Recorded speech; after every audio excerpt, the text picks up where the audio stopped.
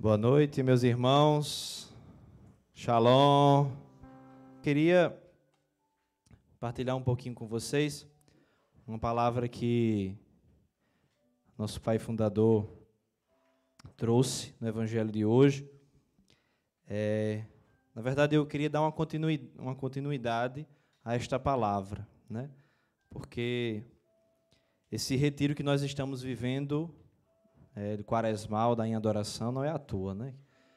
Não foi à toa que Deus constituiu esses momentos específicos e como tem sido especial, né?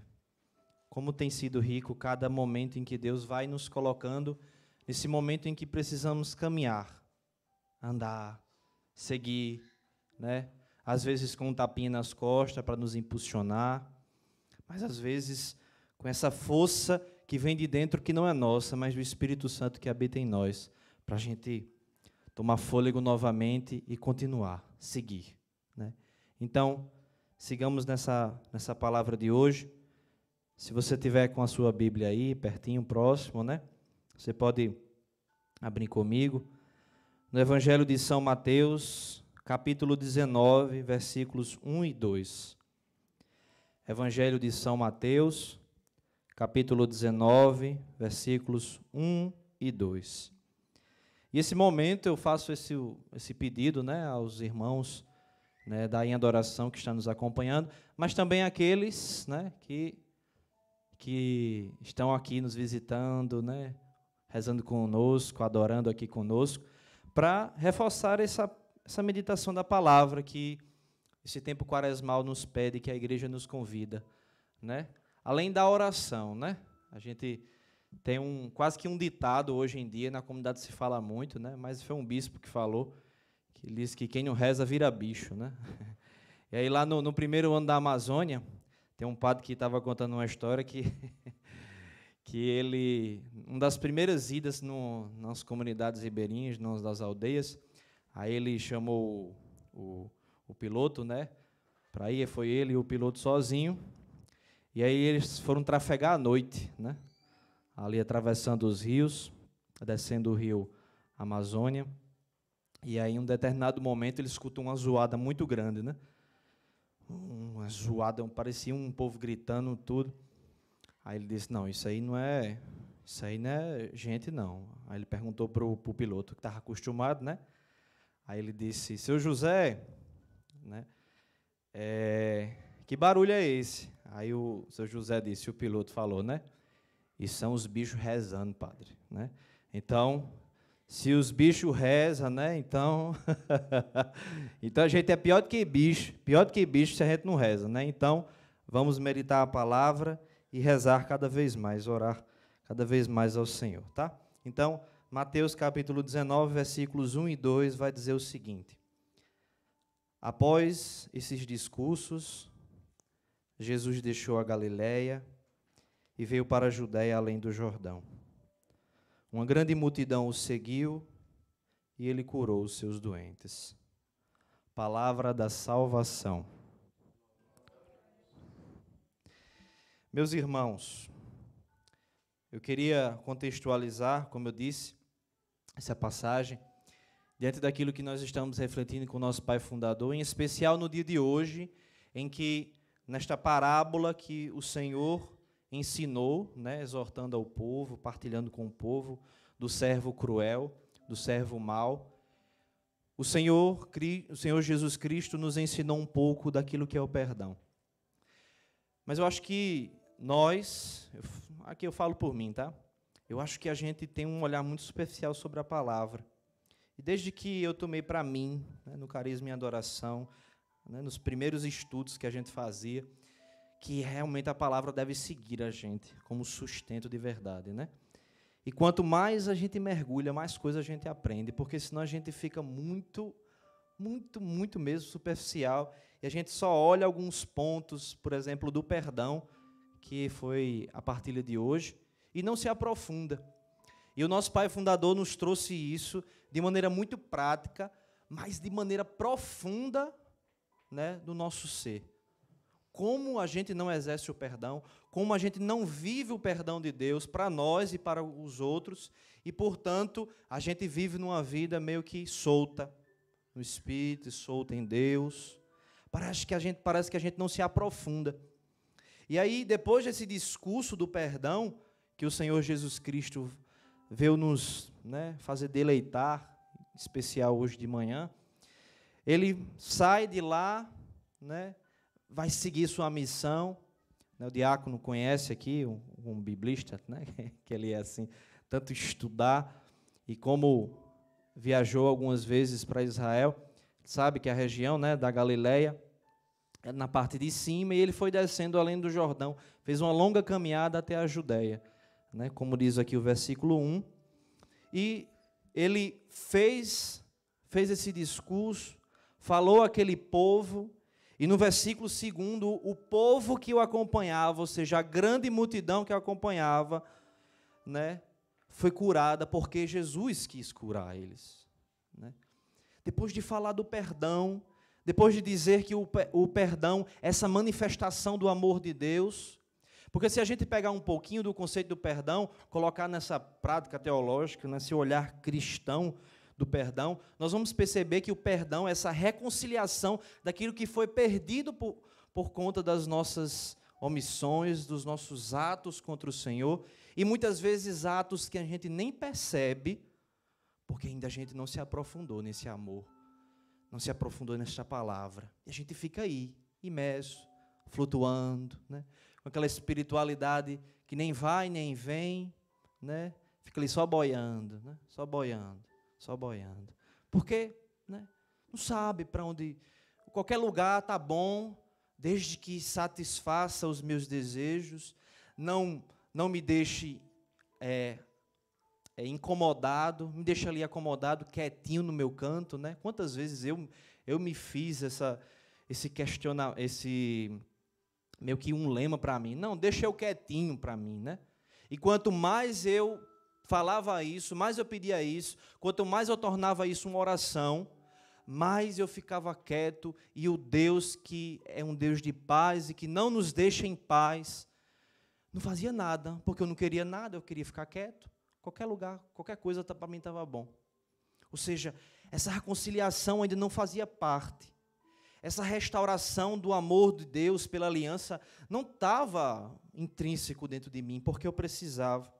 E aí, quando eu li essa passagem, algo que tocou muito o meu coração, foi quando eu percebi que estamos aqui no capítulo 19 do livro de Mateus, do Evangelho de Mateus, e a gente já circulou, com certeza, algumas curas, aliás, várias curas e vários milagres que Deus, em Cristo Jesus, realizou.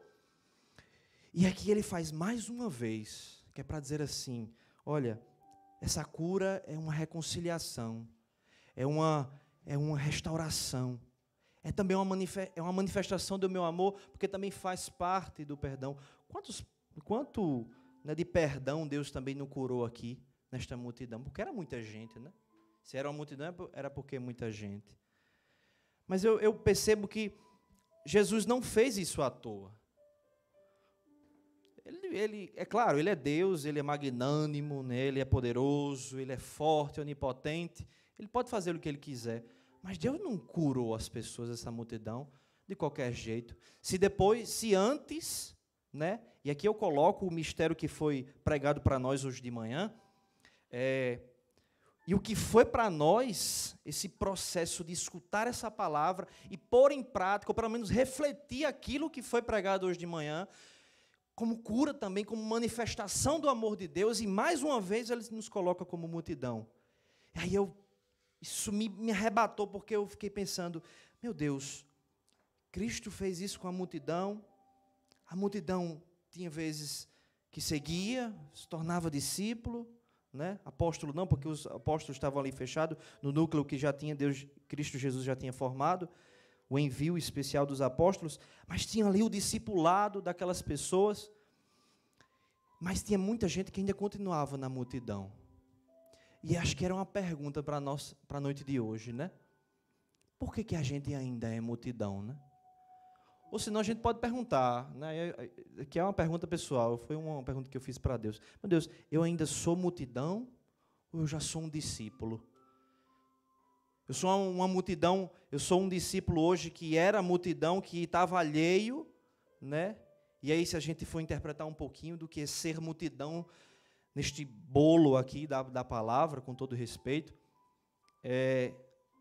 esse ser multidão é não ter compromisso, porque os discípulos já tinham um certo compromisso, né? Tem alguns já que serviam ali, pertinho de Jesus. Tem uns que já caminhavam com ele. E se seguiam, porque tinha uns que já tinham vindo lá da Galileia e estavam seguindo até a Judéia andando, né? Então, quando eu percebo o que Cristo quer falar para mim, quando eu vou sentindo de verdade na minha vida, de forma prática, poderosa, este amor de Deus, essa manifestação, eu vou percebendo que Ele quer algo mais de mim.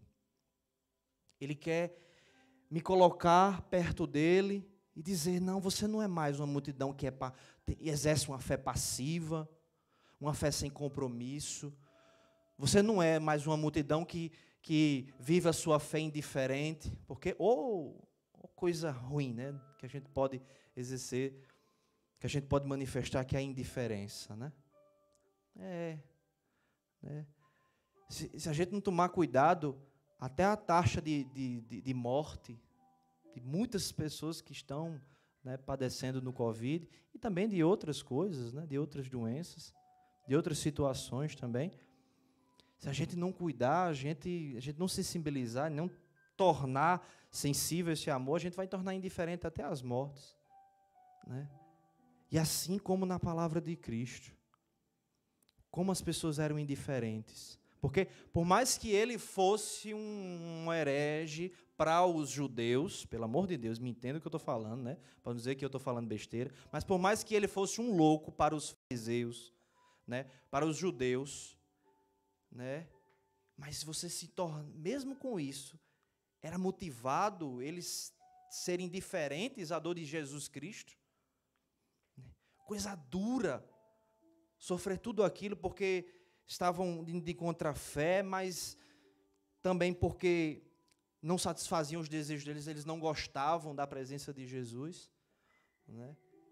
Então, quando a gente está ainda submetido a essa multidão, a essa fé de espectadores, né? A gente pode até se tornar espectador vivendo da igreja, vivendo no templo, né? Até se intitulando discípulo, quando na verdade é mais um meio, mais um que está sentado na cadeira, deixa eu quietinho, deixa eu quietinha, minha vida está muito boa. Eu não sei que perspectiva é essa que a gente coloca, né? Até hoje eu não consigo classificar, né, que ponto era esse de referência que eu tinha de ter uma vida tranquila, né? Como se, não, eu tenho esse amor de Deus, pronto, me basta, né? Mas aí quando vem a onda, vem a tempestade, vem as dificuldades, vem aquele desânimo, as situações externas não influenciam e também as internas influenciam, e aí a gente cai. Por quê? Porque a gente é mais um. Aí a gente fica esperando, como multidão, manifestações de Deus de momentos, e não do dia a dia. E aí cansa ouvir uma palavra todos os dias, porque deveria ser normal para a gente, né, como cristão, partilharmos e termos sede de partilhar a palavra, né, todos os dias. E aí você se cansar de escutar uma palavra todos os dias, de viver um evangelho todos os dias, de ter pelo menos 40 dias da sua vida uma prática de jejum, né? Porque ainda temos esse espírito de multidão, espera coisas extraordinárias para seguir, para ter fé, para sustentar, mas para orar, né? As coisas vão se tornando sem gosto e ficamos esperando os momentos. Cristo está passando.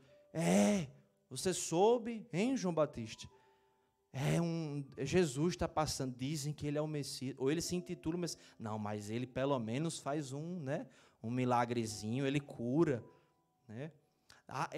Vamos lá em multidão, porque naquela multidão lá com o milagre dos pães e dos peixes, ele multiplicou, e foi o que foi, e o povo se fartou, né? Foi uma coisa extraordinária, Mas olha, é só um fato, é só uma ação, porque eu sou mais um na multidão. E eu trouxe essa realidade porque, no final das contas, o que Deus nos pede não é mediocridade. Deus nunca pediu mediocridade. Não é porque nós vamos viver uma vida voltada ao silêncio, a um deserto que Jesus nos coloca, a uma... Como é? Que o diácono utiliza bastante, que São João Batista, pai, ele viveu no deserto, os 30 anos, ele ficou recluso, ele viveu uma vida reclusa durante 30 anos, não é porque ele viveu 30 anos que vai viver uma vida medíocre, não, porque na realidade ele estava vivendo o chamado dele específico, né? Deus não quer uma vida medíocre nossa, uma fé medíocre, um amor medíocre, porque senão não é amor. Ele não nos quer que a gente dê um perdão medíocre, viva uma vida de reconciliados com Ele, com os outros e consigo mesmo, de maneira medíocre, superficial. Não! Porque senão Jesus Cristo não tinha dado uma parábola tão forte como essa do servo cruel. Não, Ele não quer. Ele quer mais. E sabe por quê? Porque nós somos especiais. Bota a mão no teu coração. Eu vou até ficar observando meus irmãos aqui.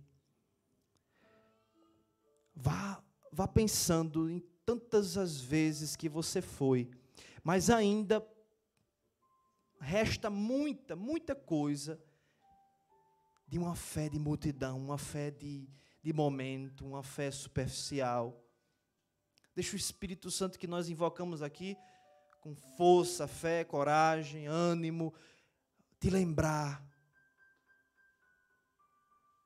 E diz assim comigo: Senhor meu Deus, eu não quero ser mais um na multidão. Eu quero ser teu discípulo, porque eu sei que o Senhor me ama. E esse amor me torna especial. Pois é, meus irmãos, se torna tão especial que Jesus é capaz de te pegar aonde você estiver.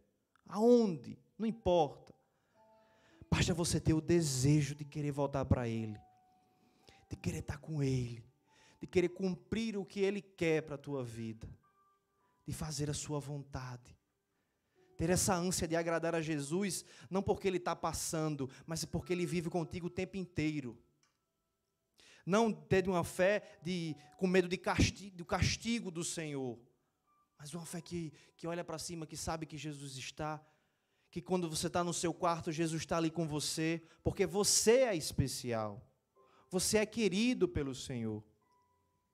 Aí a manifestação de cura é muito mais poderosa do que essa. E eu não estou desmerecendo essa cura, não. Não é querendo fazer medição aqui do poder de Deus, não. Pelo amor de Deus, né? Não é querendo fazer medição, não. É porque ela é muito mais profunda, porque uma cura de alma é o que vai nos salvar. É o que vai nos fazer santificar, purificar, lavar essas vezes, esses vícios que ainda nos prendem, as barreiras, muralhas que clamamos aqui para que fossem derrubadas, e assim a gente ser mais de Deus. Está com dificuldade ainda de ter o que ainda pensar sobre o que é ser curado, perdão? Continua andando. Não é só porque hoje você não vai ter, ou você vai ter, que a tua caminhada vai parar aí pronto, não. Continua. Todo dia Deus tem uma coisa nova para te mostrar. Porque senão a gente fica soberbo. E repito, fica relativizando a palavra. Eu vou escutar, né? Penitência, né? Tem que fazer, né? E aí fica nisso. Enquanto Jesus te pega pelo braço, você que está precisando fazer esse retorno, você que está precisando sair dessa condição de espectador, de espectadora, deixa Deus realizar nesse retiro quaresmal, nesta noite de hoje, esse processo de cuido, de cura, né? de te tratar, de te amar, de estar contigo, de ser simplesmente um companheiro quando você se sente sozinho. Onde você às vezes está rodeado de um monte de gente, mas no final das contas está sozinho. É para Jesus mostrar que Ele é o teu melhor companheiro, o teu melhor amigo. Aquele que pode estar um bocado de gente, porque você está na multidão, mas Ele sabe no dedo quem é quem. De um monte de gente que está aqui nos assistindo, de várias fases da nossa comunidade, e pensar, ninguém presta atenção em mim, o diácono não presta, os formadores, só quem vê é o coordenador, algumas pessoas, meu grupinho e tudo. Não tem isso não. Deus te quer. Se Deus te selecionou aqui, te chamou inclusive essa noite, é porque você não é mais um na multidão, mas você tem que tomar posse disso. Você tem que desejar isso. Aí Deus vai manifestar, você vai sentindo essa manifestação do amor do Senhor na tua vida. Aí Ele vai te colocando,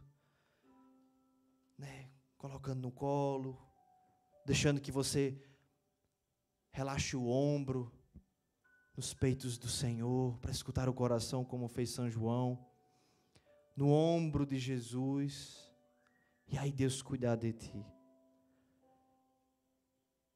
Eu finalizo dizendo que, depois que o Senhor toma conta da nossa vida dessa maneira, Ele manifesta a sua misericórdia de uma maneira surpreendente, que a gente nem imagina.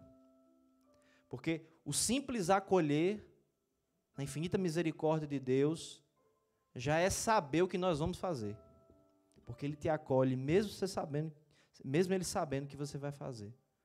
Que você vai deixar Ele na mão, que você vai ser ingrato por muitas coisas que Ele já fez na tua vida, que se utilizou de pessoas para fazer, mesmo muitas vezes sabendo que você vai ser indiferente para as coisas de Deus, relativizando o sagrado, a igreja, a palavra, o carisma e a adoração, relativizando até o que Deus está fazendo de milagre todos os dias na tua vida.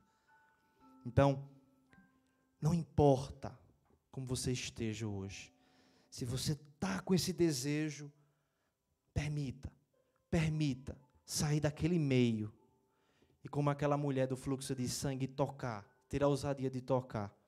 Porque se Jesus teve a capacidade, como homem, vamos trazer o olhar histórico, certo? Se o nosso Senhor, que é Deus, mas trazendo para o olhar histórico, teve a capacidade de sentir um toque diferente naquela mulher, um simples toque, imagine você que sai da multidão e quer se encontrar com Jesus, se fazendo discípula desse amor. Então, aceita essa misericórdia do Senhor, que vai entrando na tua casa, vai entrando na tua vida, vai entrando nessas áreas ainda que não conseguiram liberar o perdão. Eu sinto muito forte no meu coração agora que muitos que escutaram a palavra do diácono ainda sentiram a dificuldade, é como se tivesse dito ou pensado que não conseguiria, porque era difícil demais amar nessa proposta de Jesus que não foi nos dada hoje. Nada é impossível para aquele que crê. Então, acolhe essa misericórdia do Senhor.